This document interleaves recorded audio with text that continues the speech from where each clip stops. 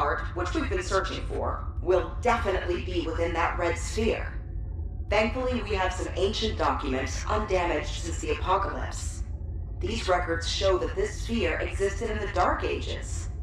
That's before history was written, an unimaginably long time ago.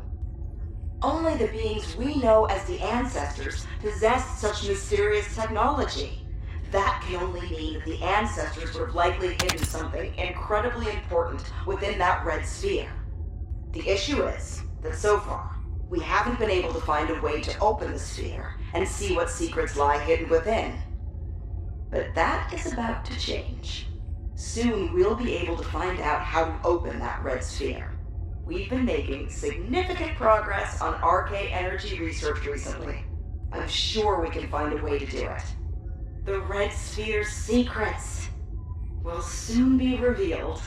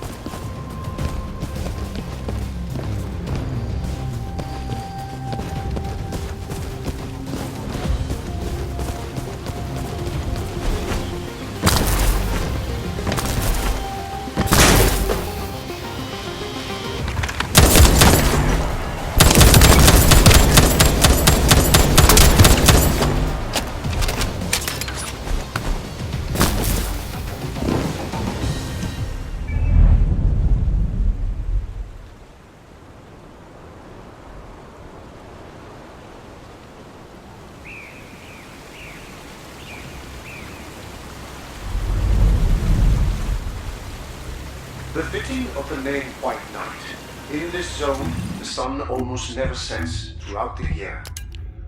We discover the sole explanation for this in an incredibly old history book from an ancient human society. Our previous assumption of this place as being one which is blessed with an unceasing sun and flowing clear waters was arrogant in the extreme. Could it be that it was designed as a testing ground for us, his creations? Alas, No response ever reached us. The perpetual daylight drove the living to madness, while the gloom and depression, which should have been absorbed by the night, consumed us instead. We find ourselves unable to endure this land, where the moon has perished and the sun reigns eternal. Henceforth, we choose to abandon it.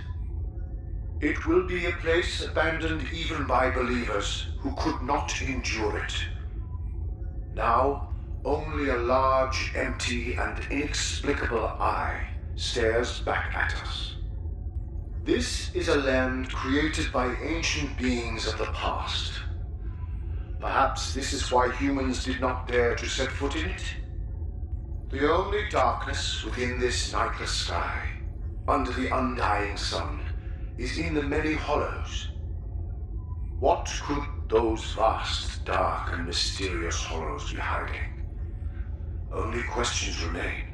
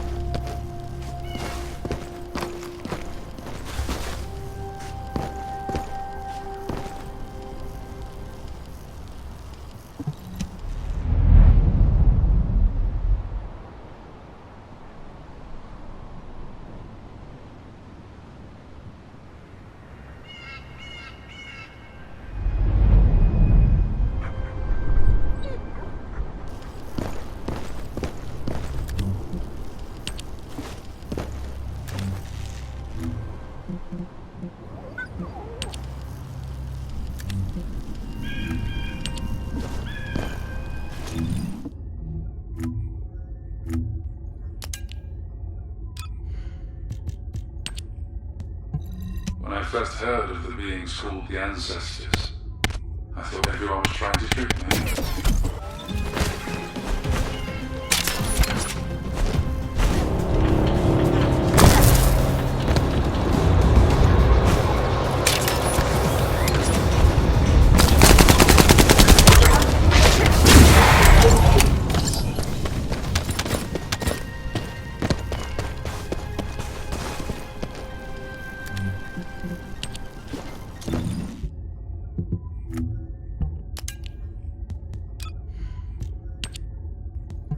When I first heard of the beings called the Ancestors, I thought everyone was trying to trick me. That there was once a race of ancient humans who possessed technology far superior to that of our current age. Not a chance.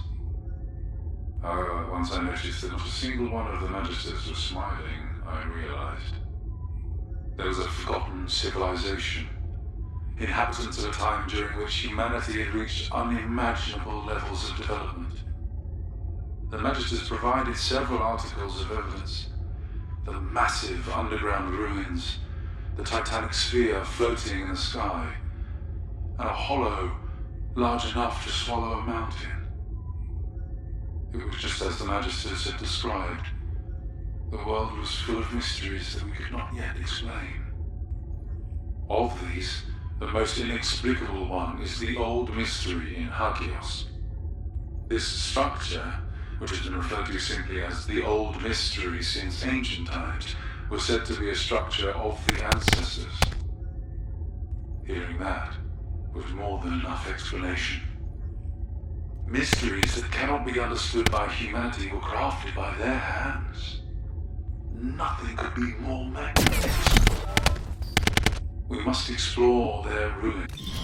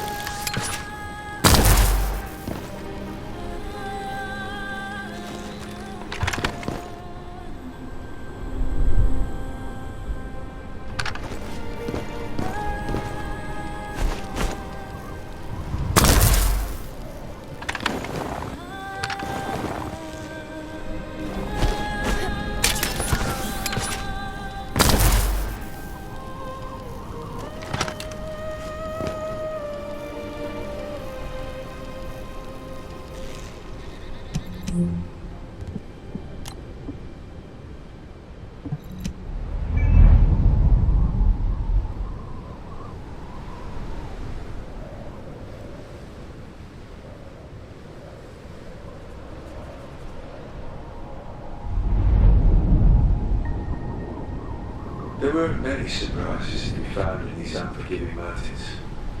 Unless you ran into a hungry beast or a sudden snowstorm, there wasn't much that would disturb the tranquility of the snowy peaks. That is why the memories of that day are so deeply seared into my mind. It was a fairly clear day.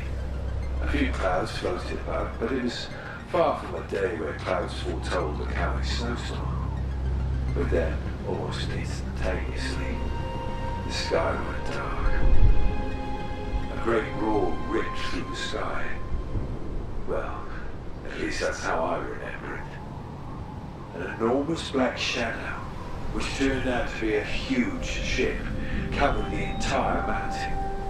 A flying ship sailed through the skies.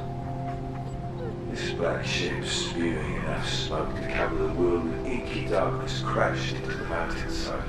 The impact caused the largest avalanche I've ever seen. I had to run for my life, or that all-consuming avalanche would have seen the end of me. After the death settled, I soon learned that the avalanche was not the only threat to my life. Hideous beings started to pour out of the ship. Those things that came bursting from the belly of that black ship had monstrous eyes, even more savage than the eyes of a starving beast. These demons held huge firearms in their heads, and they roared as if to rend the sky. They must have been demons.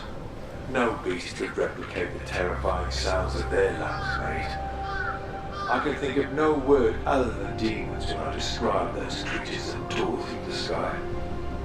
The noise gave away the hiding place of a few hunters nearby, and they were ruthlessly killed on the spot.